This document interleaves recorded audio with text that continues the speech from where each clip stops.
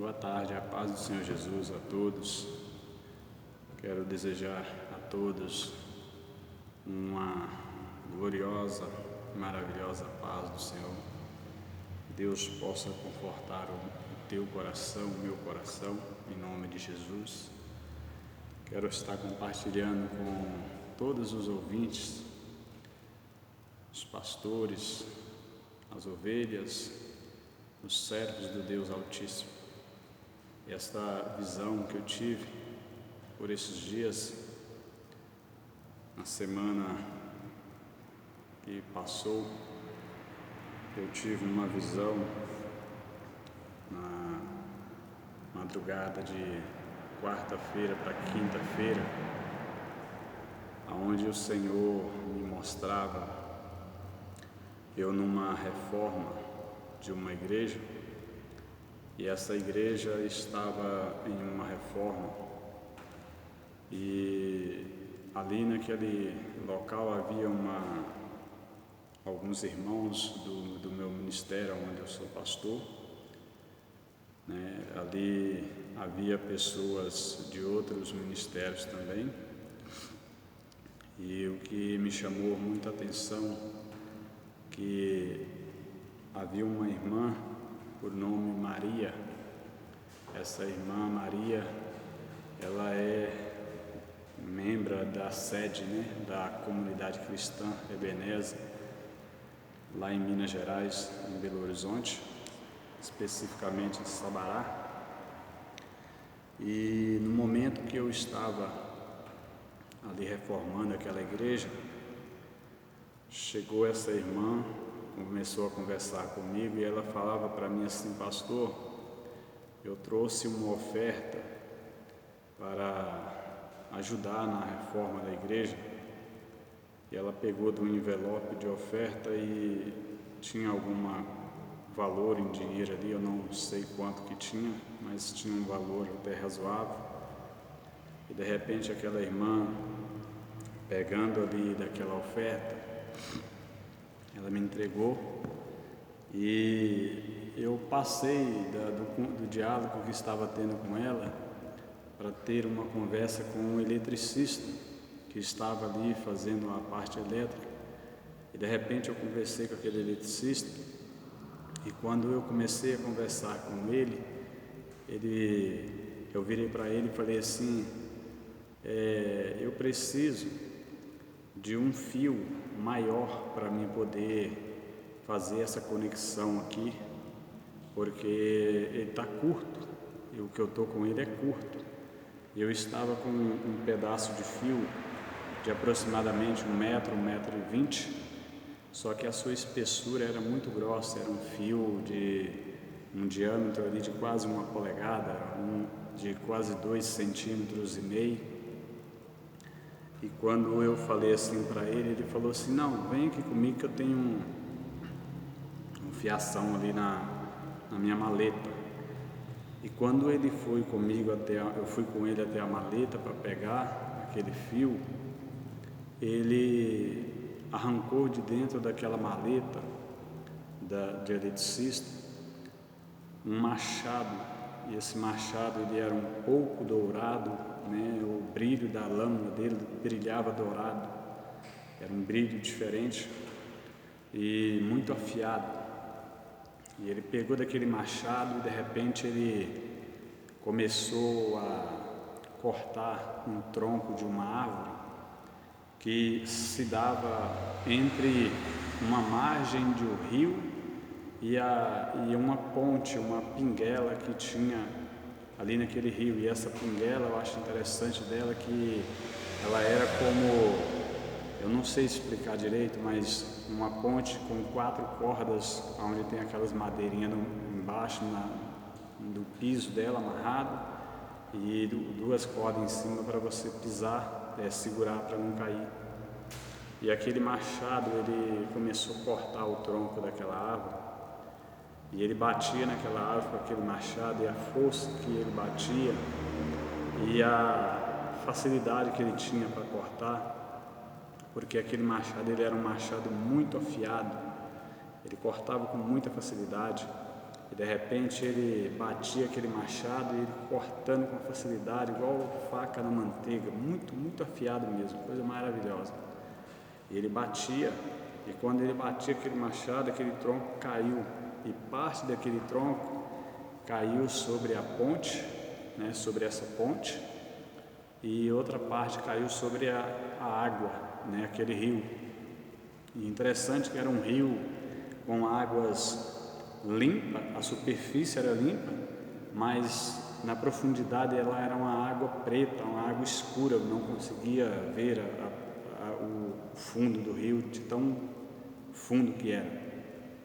E ele batia aquele machado nos galhos daquela árvore, com muita agilidade. Ele tirava aqueles galhos caíam, né? Partes deles caíam em cima da ponte, mas parte deles caía sobre as águas, e quando caía dentro da água, a força da água levava embora aqueles galhos, e restando ali só aquele tronco. Mas na hora que eu estava ali observando aquele homem cortando aquele tronco, eu senti um pouco de medo pelo fato da ponte ser uma ponte bem frágil, e quando aquele tronco caiu, ela ficou bem submersa, ela ficou bastante submergida dentro da água ali, né? E eu fiquei mais ao longe com medo do que estava vendo. E ele terminou de cortar aqueles galhos, e essa pessoa materializou para mim como um amigo meu, o pastor Luiz de Paulo, né, um grande amigo, né, da igreja hoje pastoreando na igreja Assembleia de Deus, Ministério Ipiranga, aqui em Santa Gertrudes. E esse pastor, que já apareceu como um pastor cortando essa árvore, veio para próximo de mim, na ponte, e gritou assim: Pastor Fábio, eu estou sentindo muita dor de cabeça, eu preciso que você me dê um comprimido para que eu possa tomar. E naquele momento que ele cortava, eu já estava ciente do que estava acontecendo. De repente eu peguei do meu bolso ali, como se estivesse na capa do celular, 3 comprimidos,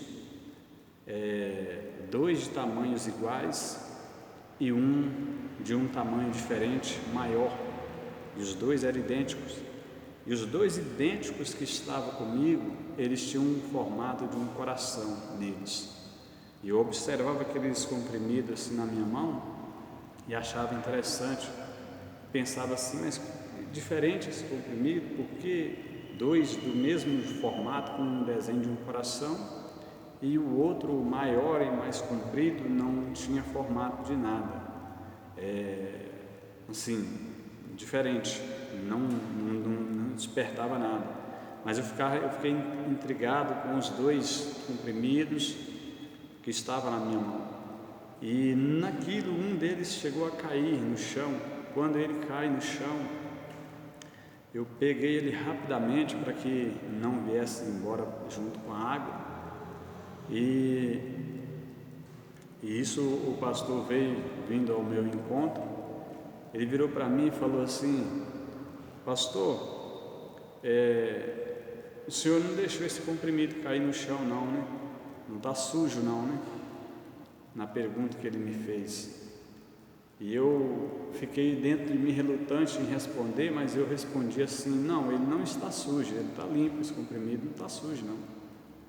Aí eu peguei aquele comprimido que caiu, um deles, e entreguei na mão dele. E aí eu fiquei observando, imaginei, vai pegar água, já tem água corrente aqui, ele já vai pegar e vai tomar. Aí ele saí andando junto com ele naquele momento. E quando eu ia andando com ele, ele perguntou para mim: você está com medo? E eu falei assim: não, eu não estou com medo, eu não tenho medo de nada. Mas eu respondi para ele assim: o único medo que está causando é essa ponte que está muito frágil, porque essa ponte aqui está suportando um peso muito grande, que é o tronco que está caído, e mais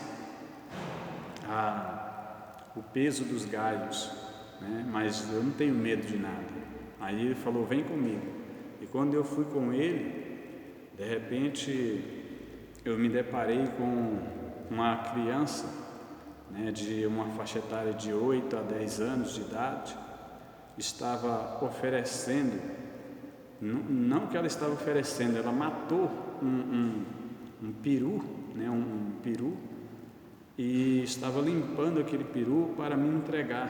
E ele limpou aquele peru ali, colocou sobre a água fervente e fez toda a preparação dele e me entregou aquele peru nas mãos, né, aquele animal, e numa sacola, e eu saí dali daquela situação e migrei para uma outra situação, onde eu entrava no meu veículo, no meu carro, né, e viajava eu, a minha esposa, a minha filha e o meu filho para Minas Gerais, para a região onde eu tenho casa lá atualmente, em Sabará. E quando eu chegava lá na minha casa atual, eu observei que eu entrava cheguei na rua como se estivesse descendo na rua, do lado, em vez de eu subir, porque lá é um pouco aclive, né? Em vez de eu estar subindo, eu apresentava como se estivesse descendo. E quando eu cheguei ali, eu observei algo interessante, que a minha casa, nessa posição, ela ficaria do lado esquerdo, e nesta situação ela estava do lado direito. E eu entrei no portão, apertei o controle remoto e adentrei para dentro. E quando eu adentrei, a minha esposa e eu ficamos assim horrorizados, até o ponto dela questionar para mim, mas que bagunça é essa, que desordem está a nossa casa, hein?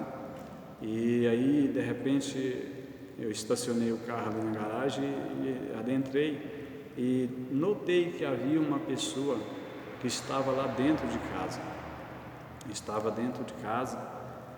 A televisão estava ligada, tinha duas pessoas ali, um homem de uma cor morena e uma criança de faixa etária de 5 anos a 8 anos aproximadamente. Bem interessante isso aí. E neste momento que eu entrei dentro de casa, aquele moço, ele se assustou, ele levou um susto, e também a criança correu para o meu encontro. Quando eu entrei, essa criança, ela correu ao meu encontro e os seus olhos estavam tudo lacrimejando, estava tudo ardido assim, sabe, aquele vermelhão, e tudo chorando, aquelas lágrimas nos seus olhos. E aquela criança veio ao meu encontro e se apegou em mim, chorando, apavorada. Eu senti o medo que ela sentia naquele momento. E de repente aquele moço, ele ficou assustado, ele ficou lá meio paralisado, mas assustado com a minha presença, porque na verdade ele foi surpreendido pela minha presença ali naquele lugar. E eu virei para aquela criança, para aquele moço, eu falei, tá tudo bem? E ele falou assim, não, tá tudo bem, mas assustado. E dentro do meu coração vinha um ardor, uma incomodação, que aquela criança estava sendo violentada, ela estava sendo acariciada por aquele homem, porque quando eu cheguei ali na casa, ele foi surpreendido e ele estava acariciando ela. E quando ela me viu, ela correu ao meu encontro.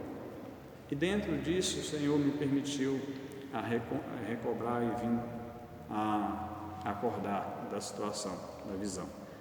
Mas eu quero passar agora para todos os irmãos em Cristo Jesus especificamente, porque muitas pessoas não vão acreditar nisso aí. Eu já de antemão adianto que não vão acreditar, mas a Bíblia fala que aquele que tem ouvido, ouça o que o Espírito diz às igrejas.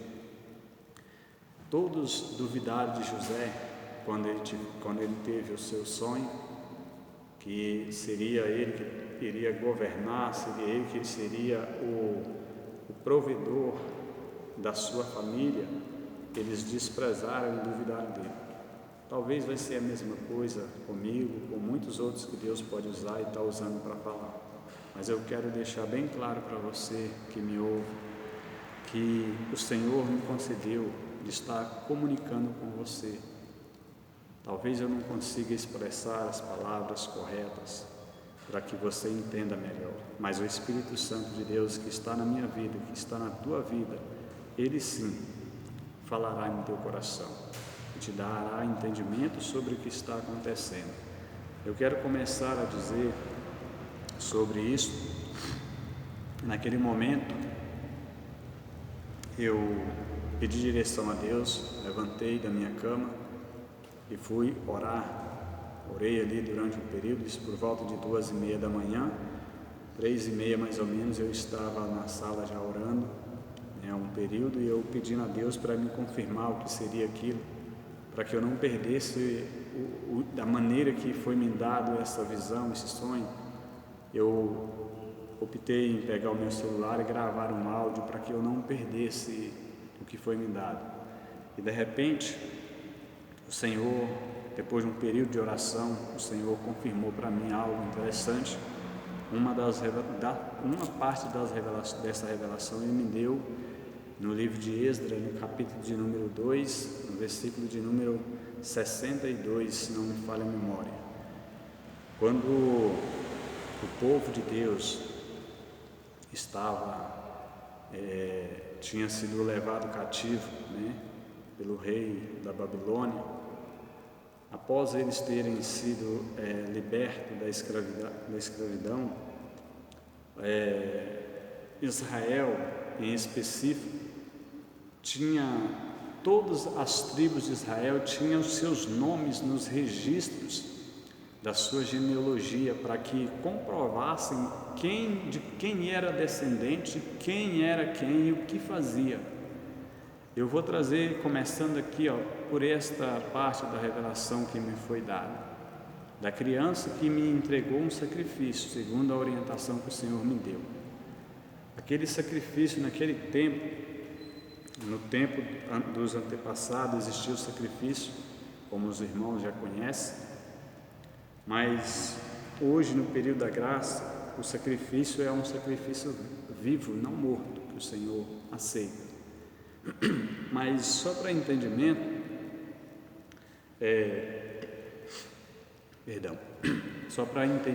os irmãos há de entender comigo que aquela criança ela estava representando partes do sacerdócio, partes da liderança da igreja do Senhor hoje atual, porque aquela criança ela estava entregando um sacrifício, que ela tinha sacrificado um animal, Não estou dizendo que os pastores sacrificam hoje, não vai por essa linha de entendimento, que seria você traído pelo seu raciocínio, mas entenda, simbolizando que hoje nós somos o sacerdote. A Bíblia diz que o Senhor Jesus, Ele é o sumo sacerdote, e se Jesus é o sumo sacerdote, hoje nós somos ainda sacerdócio, escolhidos por Deus para direcionar as pessoas ao reino dos céus, ou seja, entregar a Deus as orações, as súplicas, como num todo orar pelas pessoas. Talvez eu não consiga expressar da maneira correta, mas entenda que neste livro de Esdras, em específico, a palavra de Deus diz que aqueles homens que pertenciam à linhagem sacerdotal, o nome deles não foi achado escrito nos livros dos registros, e por não estarem escritos nos livros dos registros, eles foram classificados como pessoas imundas, por ter se contaminado, por ter casado com outras mulheres, por não terem o seu nome registrado no livro de registro, da sua parentela, da genealogia da sua família. Eles foram retirados, simbolizando que aquele que não está hoje, o pastor, o líder, que não está de acordo com aquilo que Deus quer, pode pastorear, pode fazer o que quiser, pode ser sacerdote, pode ser pastora, pode ser missionário, pode ser apóstolo, pode ser bispo, pode ser o que você quiser chamar e ser chamado nos dias atuais. Mas se o teu nome não estiver escrito no livro da vida, você não herda o reino do céu, porque a palavra de Deus declara bem claro sobre isso, e o próprio Jesus fala para nós que naquele dia muitos virão e dirão: Senhor, em teu nome não profetizamos, não expulsamos os demônios, em teu nome não curamos os enfermos. Jesus diz: apartai de mim todos vós que praticais a iniquidade, o pecado, que andou de complô com o mundo, com as coisas do mundo, com a política do tempo atual, do governo atual, que se contaminaram com os reinos dessa terra. A Bíblia diz isso.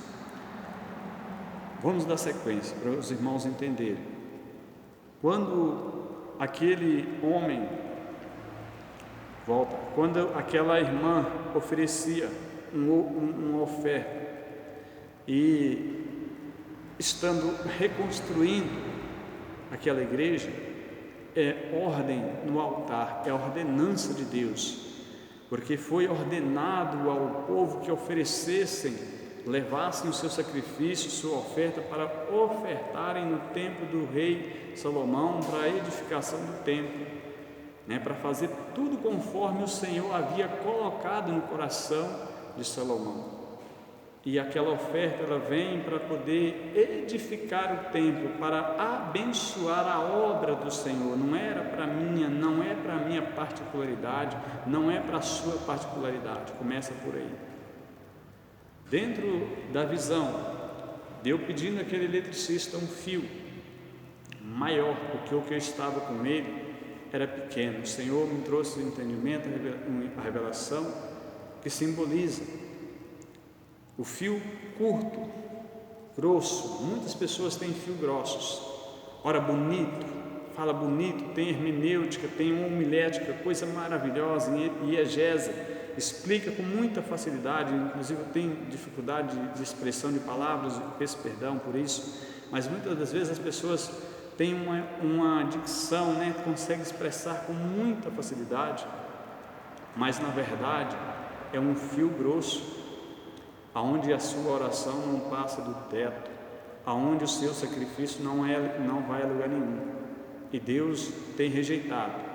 E naquela visão o Senhor me mostrava para mim: olha, fio grosso não liga, não consegue comunicar comigo, está barrado, não tem comunicação, não tem comunhão comigo, é comunicação em vão, não tem comunhão comigo. Mas o Senhor me mostrava que aquele fio grande que eu pedia para aquele eletricista para fazer a ligação, para me ter extensão maior, simboliza hoje, nos tempos atuais, a igreja orando, a igreja clamando, a igreja que está clamando de joelho, pedindo, Senhor, aonde vai levando as nossas súplicas através do Espírito Santo a Deus, através do Senhor, para a nossa vida atual e para que nós sejamos atendidos. E na sequência, daquele eletricista que se transforma ali num pastor, num homem que está cortando aquele tronco. A Bíblia mostra para nós, no Evangelho narrado por Mateus, quando o Senhor ministra em nossos corações essa passagem, que o machado jaz à raiz de toda árvore que não dá fruto, de toda árvore que não é frutífera, toda árvore que não pertence ao reino de Deus, é cortado lá na raiz e lançada fora, para que venha e seja implantada outra árvore, que venha a ser implantado outro tronco naquele lugar, para que ele possa frutificar em favor do benefício do propósito de Deus na terra.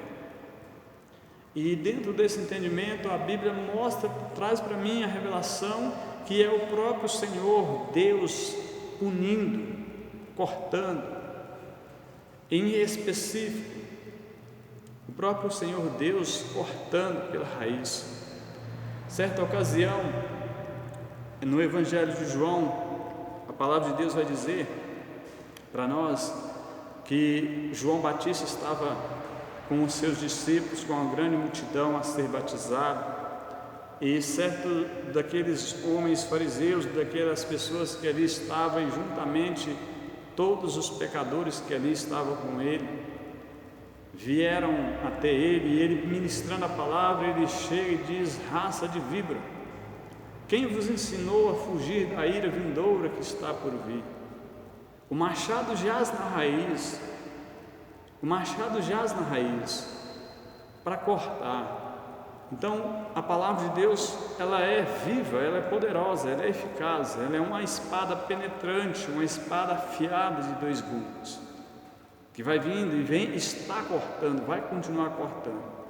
Então todos aqueles que estão sendo cortados, vai ser lançado sobre a ponte, ainda tem a chance de restabelecer, porque ainda não foi levado pelas águas, não foi submergido naquelas águas obscuras que estavam sobre debaixo daquela ponte. Mas aquelas que foram cortadas e os galhos foram levados para longe do tronco, porque a Bíblia diz que ainda que a árvore seja cortada, mas ao cheiro das águas reverdecerão, virão florescer novamente. Mas se estiver fora do tronco, Jesus disse: eu sou a videira verdadeira e vós sois as varas. Toda vara que não estiver em mim é lançado fora, mas toda que em mim estiver dará fruto. Então Jesus está declarando nessa visão, nessa revelação, que todo que estiver fora do princípio dele, daquilo que a Bíblia, daquilo que a palavra de Deus estabelece, vai ser arrancado nesse período. Muitas pessoas não estão entendendo o que está acontecendo. Sim, existe jogada política, existe o vírus, sim, nos tempos atuais, esse coronavírus que está causando pânico na igreja, devastando os altares, a casa dos cristãos em específico, porque o ímpio ele já anda nas trevas, infelizmente. Ele não tem temor a Deus, ele não respeita a Deus, mas o crente, ele precisa entender que Deus está trabalhando nisso e que precisamos nos posicionar. Mas dentro desse entendimento, todo aquele que não estiver ligado no tronco, na videira verdadeira, será arrancado, lançado fora. O machado vai cortando agora nesse período. Muitas pessoas não vão resistir, não vão permanecer na casa do Senhor, na congregação do justo. Deus prometeu isso, que o ímpio não subsistirá na congregação do justo. Não aguenta, não há possibilidade. Ou você serve a Deus, ou você serve a Mamon, ou você serve a Deus, ou você serve o diabo. Não adianta meio termo. Dentro do outro entendimento, aquele pastor que representava ali o pastor Luiz, mas o pastor é o próprio Senhor, que ele é o pastor dos pastores na terra.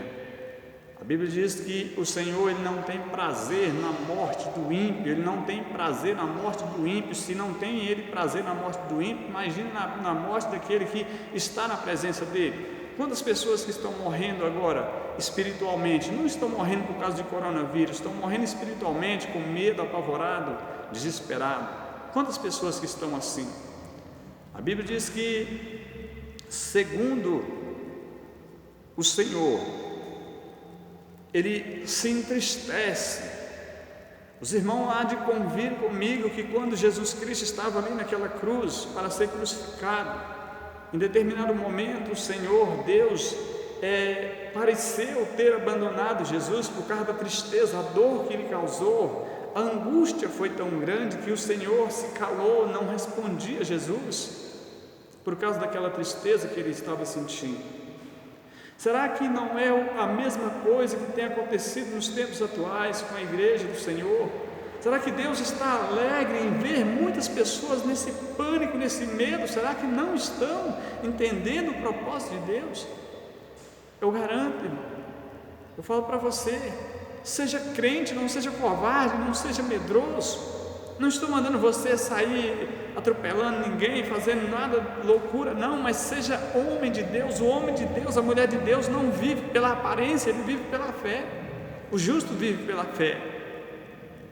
O justo, ele vive pela fé, e a fé em Deus. Se nós cremos num Deus salvador, num Deus poderoso, por que nós tememos uma coisa que não pode matar a nossa alma?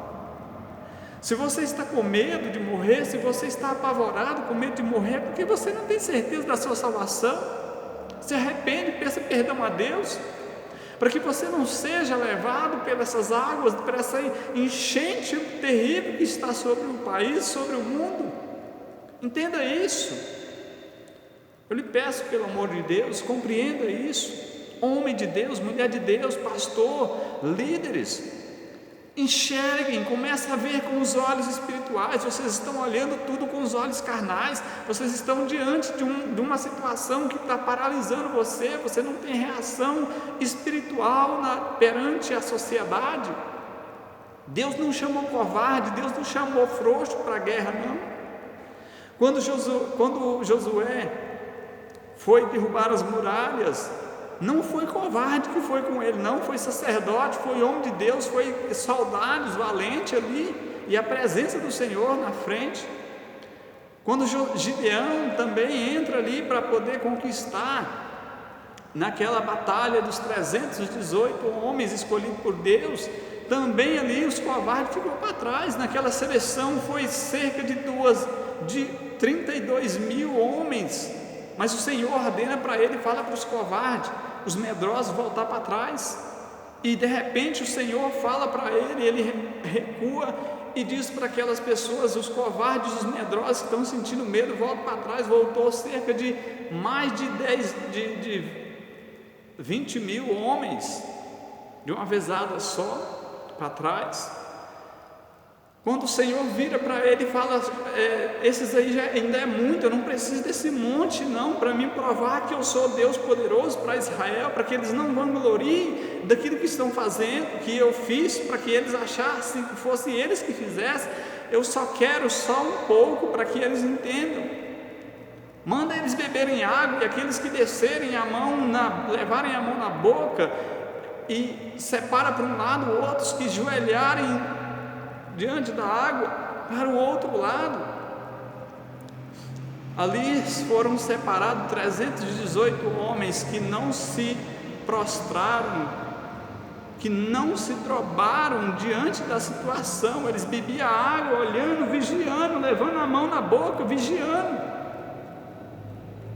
A igreja está adormecida ainda, a igreja. Não entendem o evangelho que estava sendo pregado é um evangelho mentiroso, barato, com todo o respeito à palavra de Deus, mas barato pelo fato das pessoas estar vendendo a palavra de Deus. E a palavra de Deus é para ser dada de graça, porque de graça nós recebemos ela. O evangelho não foi feito para barganhar com político, com nenhuma autoridade, com ninguém. As igrejas que foram construídas com a oferta dos irmãos, das irmãs, dos membros, não foi feito para poder servir de palanque para nenhum eleitor político, para ninguém. Entenda isso. O Senhor mostra mais para mim nesse sonho, nessa visão que tive. Aquele homem, quando ele chega para mim e pede aquele comprimido, ele está mostrando o sofrimento que ele tinha pela igreja, de ver sendo cortado, sendo arrancado. E eu dizia para ele, quando eu peguei daqueles comprimidos, 2 desses aqui servem para dor de cabeça, mas um é para a cura do meu problema. Quando eu falava para ele isso, nós saímos daquela situação, saímos de cena, simbolizando dentro dessa visão os 2 comprimidos iguais que representam dentro dessa hierarquia ministerial, espiritual, é Jesus Cristo, que caiu sobre a terra e foi crucificado. Perdão, corrigindo, ele não caiu, foi levantado na cruz e crucificado sobre a terra. E no terceiro dia ele veio a ressurgir, veio viver. O outro, mas ele não permaneceu sujo, ele está limpo, com as suas vestes limpas, porque o óleo precioso nunca se apartou da sua cabeça. O outro representa o Espírito Santo, que tem o mesmo propósito, que ele é o Consolador. O Senhor disse: eu irei ao Pai, e se for ao Pai, enviarei a vós outro Consolador, que é igual, é idêntico, a mesma função de consolo, de cura, de libertação, de unção, de graça para nós. Mas esse outro comprimido, ele representa o próprio Deus, que é soberano para toda a nação, para toda a nação, é para resolver os problemas de toda a nação. Jesus, ele tem o seu propósito, tem o seu significado, o seu propósito na terra. O Espírito Santo de Deus, da mesma maneira, tem o seu propósito e significado. E outra parte dessa visão que eu quero deixar bem clara aqui por último, para que nós venhamos compreender e refletir. Aquela criança que chegava junto de mim, na minha casa, e para que os irmãos venham entender, para a honra e a glória do Senhor Jesus Cristo, a minha casa nunca foi uma casa desorganizada. Deus me deu sabedoria, a minha esposa, nós somos um servo do Senhor, mas a minha casa não tem imundície, não tem sujeira, graças a Deus.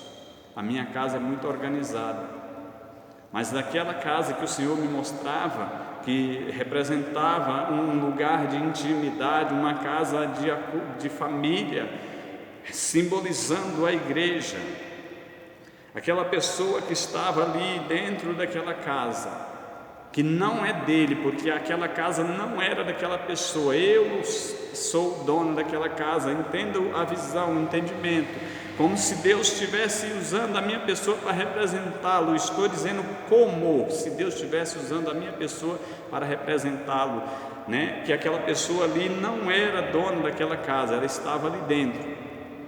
Assim também eu quero dizer para você, pastor, líder, né, pastora, missionária, todos os líderes religiosos, que a sua função não é ser dono de igreja. Você não é dono da igreja, você é um servo de Deus que cuida de um rebanho para o Senhor.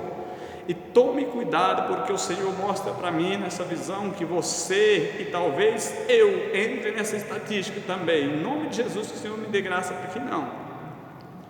Ai daquele que estiver tocando na menina dos olhos do Senhor. A igreja, ela é a menina dos olhos do Senhor. A igreja representa aquela criança chorando, desesperada, vindo ao meu encontro, porque ela estava sendo violentada, ela estava sendo estrupada, como muitos altares, infelizmente, têm estrupado, têm violentado a igreja do Senhor nesse tempo. Com muitas mentiras, com muitas fábulas, com muitas ideologias, muitas teologias vendidas e compradas, aonde Deus se abomina, Deus tem ira disso que está acontecendo, de maneira que as pessoas querem fazer mega templos, megas casas bonitas, megas igrejas, salões maravilhosos, mas na verdade é para interesse próprio. Mas o Senhor está vendo a sua igreja chorando, a sua igreja clamando, a sua noiva, a sua igreja não vai ficar sofrendo, irmão. Você que é líder, entenda esse recado de Deus para a sua vida. Talvez você não tenha nada, não fez nada disso, amém, receba a si mesmo.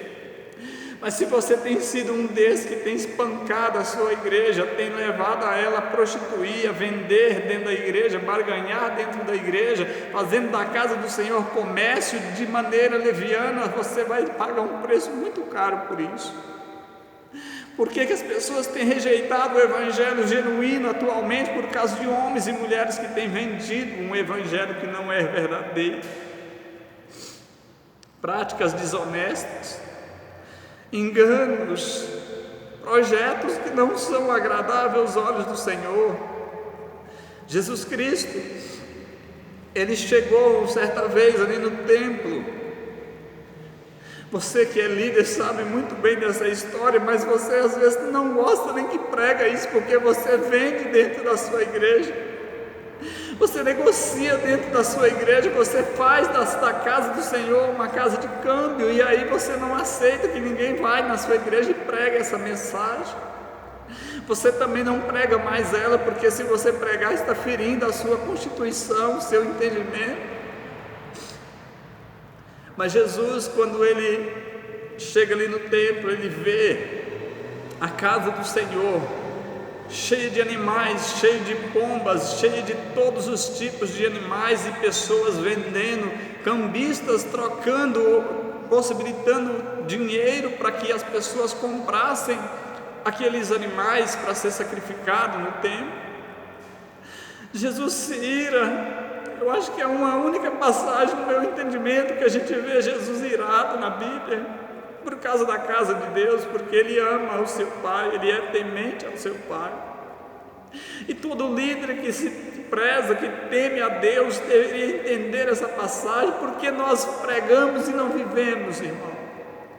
Porque você prega e não vive? Para de hipocrisia, rapaz. Você vai perder sua salvação, você vai levar a sua vida para o inferno por causa de tão pouca coisa. Se esse Deus que disse: trazei todos os dízimos à casa do tesouro para que haja mantimento na minha casa, ele não é autossuficiente para prover na sua igreja com o dízimo, com a oferta?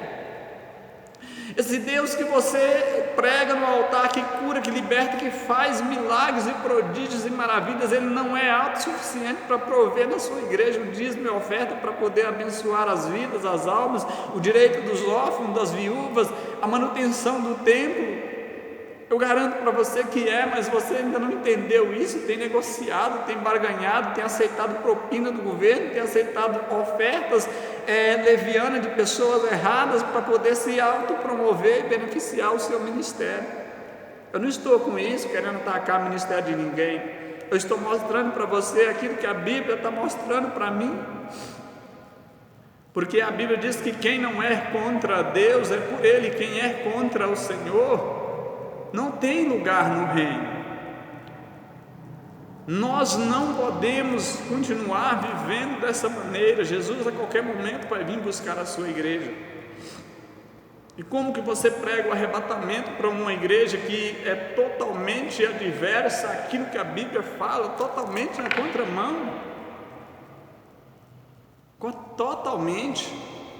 É muito fácil nós falarmos mal do ímpio, do ministério A, ou B ou C. Eu não estou citando nome de ministério nenhum aqui para que ninguém venha se sentir ofendido, para que ninguém venha se sentir prejudicado.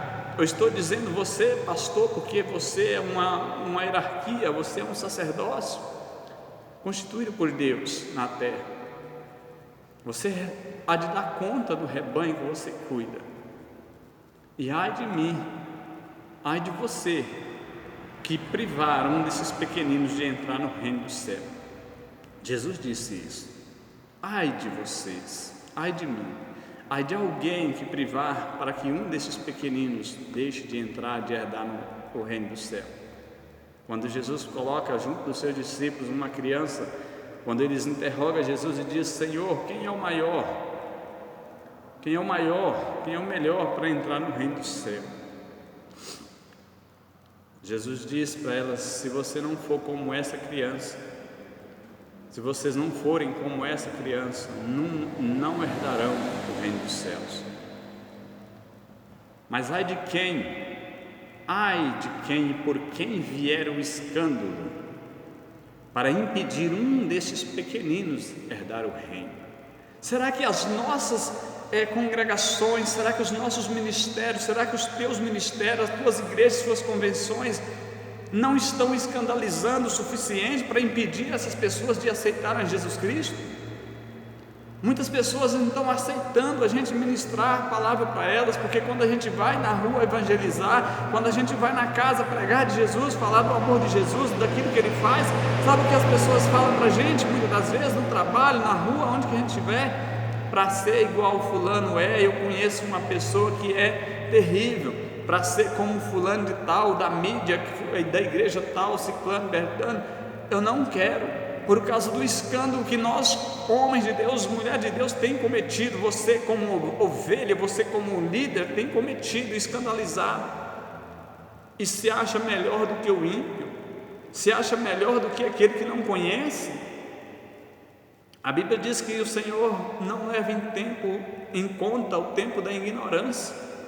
ausência do conhecimento, ignorância para mim, eu sou leigo nessa área, mas eu entendo que ignorância é ausência de conhecimento. Enquanto você não conhece, Deus não vai te cobrar, mas a partir do momento que você conhece, você é dono, é responsabilidade sua, você vai pagar pelo aquilo que você fez, o que eu faço. Por isso eu clamo a Deus aqui todo o tempo. Nós não aceitamos. Se essa porta tiver de se fechar, vai. E agora é uma época difícil, é uma prova para comigo.